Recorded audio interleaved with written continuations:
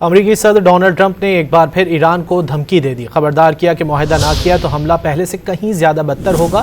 ادھر ایرانی قیادت نے بھی دو ٹوک رد عمل دیا کہ ایرانی فورسز کی انگلیاں ٹریگر پر ہیں اور کسی بھی جارحیت کا جواب دینے کے لیے پوری طرح تیار ہیں۔